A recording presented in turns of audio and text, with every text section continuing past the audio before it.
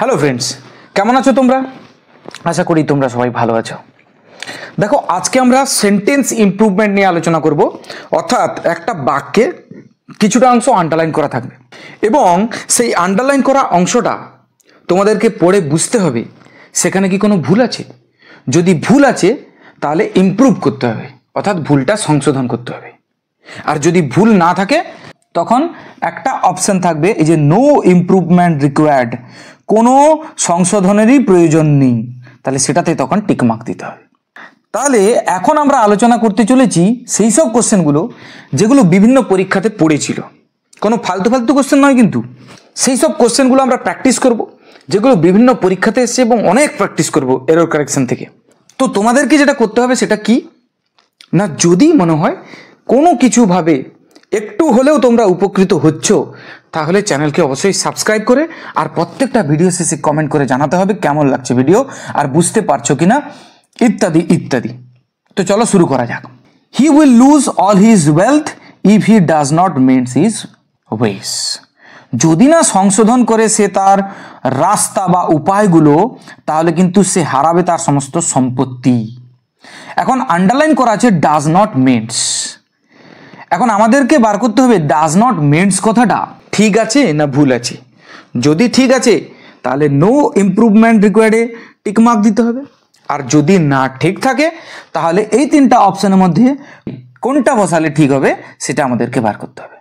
তো দেখো, এখানে আমরা ডাজ নট মেন্স কথাটা দেখতে পাচ্ছি।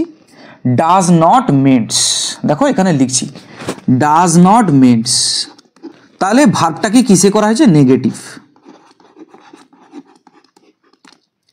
কোনো সেন্টেন্সকে নেগেটিভ করা হয় কিরকম সেটা একটু জেনে নিই। যেরকম ধরো আমি একটা ছোট্ট বাক্য বলছি, হি প্লেস, একে নেগেটিভ করবে কিভাবে? দেখো, হি এখানে প্লেস কথাটা ভার্বের শেষে এস বা ইএস যোগ আছে, তাহলে নেগেটিভ করতে হলে কি করতে হবে না ডাজ কথাটা যোগ করতে হবে। যেহেতু এখানে এস আছে তাহলে সেই এসটা সামনে নিয়ে চলে আসবো, ডাজ তারপরে নট। এটাকে ছোট্ট করে লিখলে কি হবে না ডাজ নট এরকমও লিখতে পারি, আবার সংক্ষিপ্ত ফর্মে লিখলে ডাজন্ট এরকম লিখতে পারি। তাহলে দুটো যে কোনো একটা লিখলেই ঠিক। তাহলে হি ডাজ নট, তখন কিন্তু আর প্লেস থাকবে না, তখন কিন্তু হয়ে যাবে প্লে, কেন কি এই এসটা সামনে চলে এসছে। তাহলে ডাজ নট প্লে, এটা হয়ে গেল তার নেগেটিভ। এখন হি প্লেজ না থেকে যদি থাকে দে প্লে, তাহলে দেখো এখানে মূল ভার্বের শেষে এস বা ইএস যোগ নেই, তাহলে এখানে নেগেটিভ করব কিভাবে না ডু নট ব্যবহার করে, do they do not play. দেখো, ডু নটকে আমরা সংক্ষিপ্ত রূপে লিখলে তাকে বলে কন্ট্রাক্টেড ফর্ম, তখন এরকম লিখি ডোন্ট। তাহলে দুটোর যে কোনো একটা করলে ঠিক হবে। আরেকটা বাক্য দিচ্ছি, দেখো দে প্লেড, তারা খেলেছিল, তাহলে এখানে ইডি যোগ আছে, তখন কিন্তু আমরা এরকম করব দে, যেহেতু ভার্বের পাস্ট ফর্ম আছে তাহলে ডিড করব, দে ডিড নট প্লে। তাহলে এখানে ডিড সামনে দিলাম, প্রথমে দিলাম ডিড, কেন কি ভার্বে এখানে এটা কত নম্বরে আছে? 2 নম্বরে আছে, তাই ডুটা হয়ে গেল ডিড নট এবং মূল ভার্বটা কিন্তু 1 নম্বরে থাকবে। আর যদি হেল্পিং ভার্ব থাকে তাহলে তো ডু ভার্বটা আনারই দরকার নেই। যেরকম ধরো দে হ্যাভ প্লেড, এখানে দুটো ভার্ব অলরেডি আছে, তার মধ্যে প্রথমটা হচ্ছে হেল্পিং ভার্ব আর পরেরটা হচ্ছে মেন ভার্ব। যখন হেল্পিং ভার্ব থাকবে বাক্যে তখন কিন্তু ডু ভার্ব আনতে হবে না, তখন ওই হেল্পিং ভার্বের পরেই নটটা বসাবো, দে হ্যাভ নট প্লেড, যা আছে তা বসাবো, তখন হেল্পিং ভার্বের পরে খালি নটটা বসাবো আর কিচ্ছু দেখবো না, যা আছে পরপর বসিয়ে যাবো। তাহলে এখানে নেগেটিভ করার কয়েকটা নিয়ম জানলাম, সেগুলো কি না প্রথমে যেটা দেখতে পাচ্ছি হি প্লেজ, নেগেটিভ করলাম, প্লেজকে নেগেটিভ করলাম কিভাবে? তাহলে প্লেজ আছে, ভার্বের শেষে এস ছিল বলে ডাজ নট করলাম, এবং মূল ভার্ব কি করছি না V1 লিখছি, এটা গেল 1 নম্বর। আচ্ছা, 2 নম্বরে আমরা কি পেলাম না এখানে V1 ছিল, তাই এখানে কি করলাম ডু নট প্লে বা ডোন্ট প্লে, তার মানে ডু নটের পরে ভার্বের 1 নম্বর ফর্ম বসালাম। তারপরে এখানে কি করলাম, যেহেতু এখানে V2 ছিল তখন ডিড নট করলাম, এবং তারপরে V1 বসালাম, ভার্বের 1 নম্বর ফর্ম। আর এখানে হেল্পিং ভার্ব ছিল, তাই কি করলাম না হেল্পিং ভার্বের পরেই নট কথাটা বসিয়ে দিলাম, আর তারপরে মেন ভার্ব যা ছিল তা বসিয়ে দিলাম। অর্থাৎ এখানে যা আছে V1 V2 V3 কোনো চেঞ্জ হলো না। এই হচ্ছে নেগেটিভের ফর্মুলা। তাহলে 4টা ফর্মুলা আমরা পেয়ে গেলাম। 1, ডাজ নট V1 হতে পারে, 2 এটা 1 নম্বর, ডু নট V1 হতে পারে, এটা 2 নম্বর, ডিড নট V1 হতে পারে, এটা 3 নম্বর। আর যখন হেল্পিং ভার্ব অলরেডি থাকবে তখন কোনো কিছু চেঞ্জ হবে না, খালি হেল্পিং ভার্বের পরে নটটা বসিয়ে যেতে পারে। এই 4টা হচ্ছে মূলত নেগেটিভ করার ফর্মুলা। এখন কোশ্চেন কি ছিল দেখো, এখন কোশ্চেন কি হচ্ছে ডাজ নট মিনস। তাহলে ডাজ নট মিনস যেটা আমরা লিখেছিলাম আগে সবার প্রথমে, এখানে কি করলো না ডু এর শেষে এস বা ইএস যোগ করেছে, কোনো প্রবলেম নেই, তারপরে নট বসিয়েছে, তারপরে দিয়েছে আবার ভার্বের 1 নম্বর ফর্ম, আবার এস বা ইএস যোগ আছে। কি করে হবে? এটা কি হবে? এটা হওয়া সম্ভব নয়। কেন কি আমরা কি শিখলাম না এস বা ইএসটা যদি সামনে বসে তাহলে মূল ভার্বের শেষে তো আর এস যোগ থাকবে না, তাহলে এটা ভুল আছে। তাহলে এখানে প্রথমে একটা অপশন কেটে দেবো, এই যে ডাজ নট মিনস কথাটা আছে এখানে ভুল আছে, তার মানে নো ইমপ্রুভমেন্ট রিকোয়ার্ড, এই অপশনটাই কাটা। এখানে বলতে চাইছে কোনো ভুল নেই, কোনো সংশোধন করতে হবে না, না ভুল আছে। এবারে সংশোধন কি করব? প্রথমের গঠনটা দেখি। প্রথমে গঠন আছে ডোন্ট, কোনো প্রবলেম নেই, তারপরে আছে V1 S by S. 1 minute, S by S যদি থাকে তাহলে তো এখানে ডোন্ট হবে না, ডাজ নট হবে, অর্থাৎ ডাজন্ট হবে, আর এখানে তখন এস বাই এস থাকবে না, তাহলে এই স্ট্রাকচারটাই ভুল। তারপরটা দেখো, তারপরে স্ট্রাকচারটা কি আছে? তারপরে স্ট্রাকচারে আছে ডাজ নট মানে ডাজন্ট V1, এই স্ট্রাকচার পুরো ঠিক আছে, তাহলে বি ঠিক আছে। ডু নট মিন্ট, ডু তারপরে নট মানে ডোন্ট তারপরে V1, এই স্ট্রাকচারও ঠিক আছে। তার মানে এই দুটোর মধ্যে যে কোনো একটা হবে। কোনটা হবে? নাকি দুটোই হবে? দেখা যাক। If he does not means his, এখানে সাবজেক্ট কি আছে? ইফের পরে সাবজেক্ট আছে হি। হি সিঙ্গুলার না প্লুরাল? সিঙ্গুলার। পার্সন কি? Third person. টেন্স কি ব্যবহার করেছে? প্রেজেন্ট ইনডিফিনাইট, দুটোতেই present indefinite. V1 does not V1, do not V1, দুটোই প্রেজেন্ট ইনডিফিনাইট। প্রেজেন্ট ইনডিফিনাইট টেন্সের ক্ষেত্রে একটা নিয়ম আছে, সাবজেক্ট যদি থার্ড পার্সন সিঙ্গুলার নাম্বার হয় তাহলে মূল ভার্বের শেষে এস বা ইএস বসাতে হয়, অর্থাৎ এস বা ইএস বালা যেখানে আছে সেইটা হবে সঠিক উত্তর। তার মানে অপশন বি হবে সঠিক উত্তর, অপশন সি কিন্তু সঠিক উত্তর হচ্ছে না। বোঝাতে পারলাম? তাহলে সঠিক উত্তর এখানে কি হবে? Option B. প্রথম প্রশ্ন আশা করি বুঝতে পেরে গেছো। চলে যাবো আমরা পরের প্রশ্নে। চলে এসেছি আমরা পরের কোশ্চেনে। এসএসসি সিজিএল টায়ার 1-এ 2020 সালে এই কোশ্চেন এসেছিল। আন্ডারলাইন করা আছে ডিড নট ওরি। বার করতে হবে এখানে ভুল আছে কি, যদি ভুল আছে তাহলে এর মধ্যে কোনটা বসালে সঠিক উত্তর হবে। তাহলে you are not able to go out, যদি না তুমি সক্ষম হও বেরোতে, অর্থাৎ যদি না তুমি বেরোতে পারো ডিড নট ওরি, চিন্তা করো না। তাহলে ইফ দিয়ে যে ক্লজটা আছে এটা বোঝাচ্ছে কন্ডিশন। এখানে আর ভার্বটা আছে, তার মানে এটা কিসে আছে? কোন টেন্সে আছে? Present indefinite. আর তো কোনো ভার্ব নেই, প্রেজেন্ট ইনডিফিনাইট মানে V1। কন্ডিশন প্রেজেন্ট ইনডিফিনাইটে আছে মানে মূল যে ক্লজটা ডিড নট ওরি এটা অবশ্যই ফিউচারে থাকতে হবে, নতুবা প্রেজেন্টে থাকতে হবে, পাস্টে তো হবে না। তাহলে দেখো এই যে ডিড নট ওরি কথাটা আছে, কথাটা কি আছে? ডিড নট ওরি। দেখো ডিড কিসে আছে? ডিড আছে হেল্পিং ভার্ব আছে 2 নম্বরে এবং মেন ভার্ব আছে 1 নম্বরে, তার মানে এটা বোঝাচ্ছে পাস্ট ইনডিফিনাইট। পাস্ট ইনডিফিনাইটে যদি বোঝায় তাহলে এটা ভুল হয়ে যাবে। কেন কি আমি কি বলেছিলাম? হয় ফিউচার করতে হবে না হলে প্রেজেন্ট করতে হবে। এখানে কি ফিউচার অপশানে আছে? না, ফিউচার কোথাও অপশানে নেই। আর এখানে বলেছে নো সাবস্টিটিউশন সবার প্রথমে। নো সাবস্টিটিউশন যদি বলে তাহলে কি এটা হবে? বলছে কোনো চেঞ্জ করারই দরকার নেই, না এটা তো হবে না, চেঞ্জ তো করতেই হবে। কেন কি এটা পাস্ট ইনডিফিনাইট আছে মানে ভুল আছে। তাহলে যদি চেঞ্জই করতে হয় তাহলে কি করতে হবে? Don't worried. দেখো ডু নট কথাটা আছে, তারপরে V2 আছে, এটা কোনো ভার্বের গঠনই নয়। ডিড নট তারপরে V1 থাকে। আর ওরিড কথাটা আছে V2, তাহলে এটা সবার প্রথমে কেটে দিলাম। V2 তো গল্পই থাকবে না, অর্থাৎ পাস্ট ইনডিফিনিটে কোনো গল্পই থাকবে না। ডু নট ওরি, চিন্তা করো না, ওরিং নট। V4 তারপরে নট, না এটা তো কোনো সেন্টেন্স স্ট্রাকচারের মধ্যে পড়ছে না।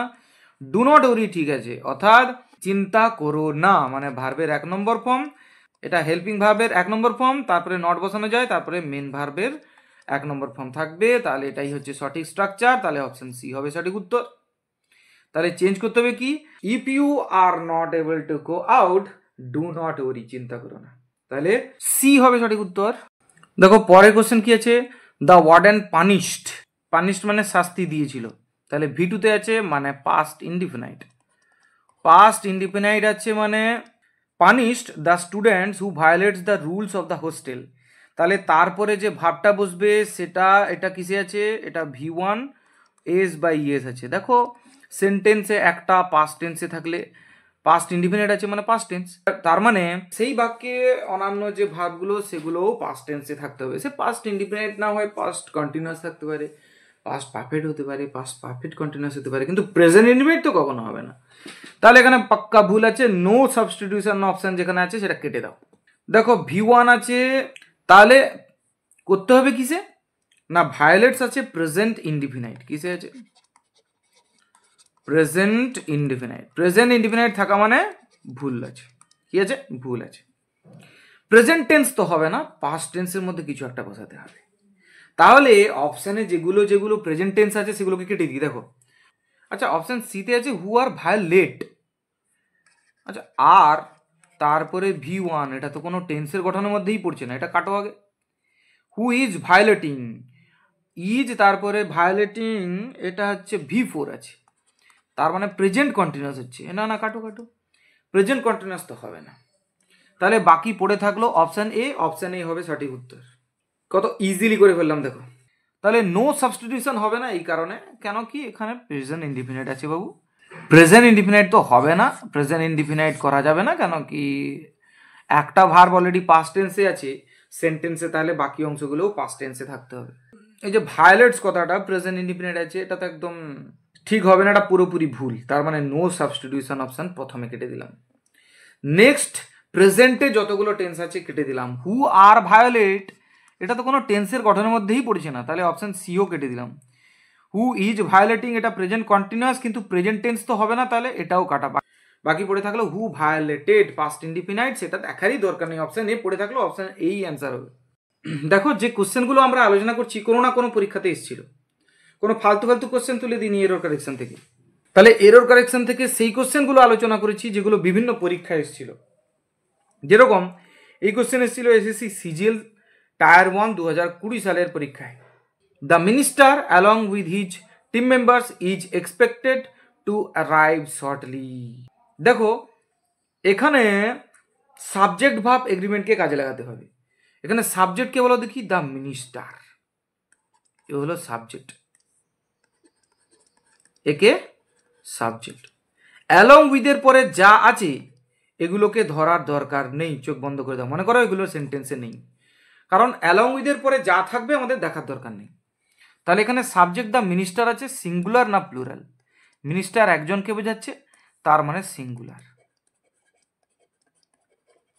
এখন সিঙ্গুলার যদি সাবজেক্ট হয় নিশ্চয়ই তারপরে আর হবে না, তাহলে অপশন এ কাটা। কেন কি এখানে দেখো ইজ এক্সপেক্টেড টু অ্যারাইভ আছে, এটাকে ইমপ্রুভমেন্ট করতে বলছে যদি প্রয়োজন মনে হয়। তাহলে পরেরটা বিতে দেখো আবার আর আছে, মিনিস্টার তো সিঙ্গুলার, তাহলে আর কি করে বসবে, বি কাটা। সি সেখানেও আর আছে, সি কাটা। তাহলে বাকি পড়ে থাকলো কি অপশন ডি, অর্থাৎ কোনো সাবস্টিটিউশনের প্রয়োজন নেই। তাহলে এ বি সি তিনটাই কেটে দিলাম। সিজিএল এ কোশ্চেন এসেছিল, ভাবো এই ধরনের কোশ্চেন, কি ট্রিক কেমন লাগছে বলো? কোনো গ্রামার, কোনো সেন্টেন্সের অর্থ, কোনো মিনিং কিছুই দেখতে হচ্ছে না। চলে এসছি পরের কোশ্চেনে, সিজিএল টায়ার 2 2019 সালের question. There were 10 children in the class 6 of which was crying. দেখো চিলড্রেন বলেছে, দেয়ার ওয়ার 10 চিলড্রেন, সাবজেক্ট কি 10 চিলড্রেন। এক মিনিট, সাবজেক্ট তো সবার প্রথমে বসে না, সাবজেক্ট তো বাক্যের প্রথমে বসে না, যদি দেয়ার থাকে ইন্ট্রোডাক্টরি দেয়ার হিসেবে বসছে, তার মানে তাহলে দেখো সাবজেক্টটা তার পরে বসে 10 চিলড্রেন, এবং 10 চিলড্রেন অনুযায়ী এখানে ভার্ব প্লুরালে বসছে। এখন চিলড্রেন নিশ্চয়ই জড় পদার্থ নয়, কোনো অবজেক্টকে বোঝাচ্ছে না। দাঁড়াও, অবজেক্ট বললে বুঝতে অসুবিধা হবে, জড় পদার্থ নিশ্চয়ই নয় চিলড্রেন। তাহলে এখানে 6 অফ হুইচ কথাটা কেন বলে দিয়েছে? হুইচ তো জড় পদার্থের ক্ষেত্রে ব্যবহার করা হয়, তাহলে পাক্কা পাক্কা ভুল আছে। অপশন ডি কেটে দিই, নো সাবস্টিটিউশন রিকোয়ার্ড, কোনো সংশোধনের দরকার নেই, কথাটাই ফালতু। সংশোধন তো দরকারই দরকার। এখন তাহলে সঠিক উত্তর কি হবে? এখন সেন্টেন্সটা একটু পড়তে হবে। দেয়ার ওয়্যার 10 চিলড্রেন, 10 জন শিশু ছিল ইন দ্য ক্লাসে তাদের মধ্যে 6 জন কাঁদছিল। তাহলে অফ হুইচ এই কথাটা ভুল, শিশুরা তো জড় পদার্থ নয়, তাহলে হুইচটা তো বসবে না এখানে, তাহলে নো সাবস্টিটিউশন রিকোয়ার্ড প্রথমে কেটে দিলাম। তাহলে 6 অফ হুজ আর, 1 মিনিট, এই যে দেয়ার ওয়্যার বলেছে না, ওয়্যার কোন টেন্সে আছে? ওয়্যার তো পাস্ট টেন্সে আছে। তাহলে কি বলেছিলাম, সেন্টেন্সের মধ্যে একটা ভার্ব যদি পাস্টে থাকে, বাদ বাকি সমস্ত ভার্বগুলো পাস্ট টেন্সে থাকতে হবে। তাহলে প্রেজেন্টকে কেটে দিই, এ কাটা, তাহলে প্রেজেন্টকে কেটে দিলাম এমনিতেই। কেন না, এখানে আর কথাটা আছে, প্রেজেন্ট তো হবে না, তাহলে অপশান এ কাটা। বাকি পড়ে থাকলো হু ওয়াজ হুম ওয়্যার, কোনটা? 6 অফ হু ওয়াজ, যদি আমি এখানে লিখে দিই 6 অফ হু, তাহলে হু এর অ্যান্টিসিডেন্ট কে বলো দেখি? 6, 6 জনকে বোঝাচ্ছে। 6 জন সিঙ্গুলার না প্লুরাল বলো দেখি? প্লুরাল। তাহলে ওয়াচ কি করে হবে? তাহলে কাটা, বি কাটা। এরপরে আছে হুম ওয়্যার, দেখো 6 অফ হুম, যাদের 6 জন, 6 অফ হুম, এখানে হুম, হুমের অ্যান্টিসিডেন্ট কে বলো দেখি? 6, 6 সিঙ্গুলার না প্লুরাল? প্লুরাল। ভার্ব কি হবে? প্লুরাল আছে, প্লুরাল আছে, তার মানে অপশন সি হবে সঠিক উত্তর। তো এরকম হেভি হেভি ট্রিক নিয়ে আমরা আসতে চলেছি পরের ভিডিওগুলোতে। যদি মনে হচ্ছে যে এরর কারেকশান আমার এই ভিডিও দেখে তুমি বুঝতে পেরেছো, তাহলে কি করতে হবে না, অবশ্যই কমেন্ট করে জানাতে হবে। আরও চাই এরর কারেকশান থেকে ভিডিও, আমি কিন্তু কোশ্চেন সেট করে ট্রিক বানিয়ে নিয়ে তোমাদের তখন প্রোভাইড করতে চলেছি আরও মজাদার মজাদার বিভিন্ন রকম কোশ্চেন, যেগুলো অবশ্যই বিভিন্ন রকম পরীক্ষায় এসেছিল, কোনো ফালতু ফালতু কোশ্চেন নয় কিন্তু। সাবস্ক্রাইব করতে ভুলো না কিন্তু, আর ভিডিওকে লাইক করো, কমেন্ট করে জানাও তাহলে, আর বন্ধুদের মধ্যে শেয়ার করো কিন্তু। থ্যাংক ইউ ভেরি মাচ, দেখা হচ্ছে পরের ভিডিওতে।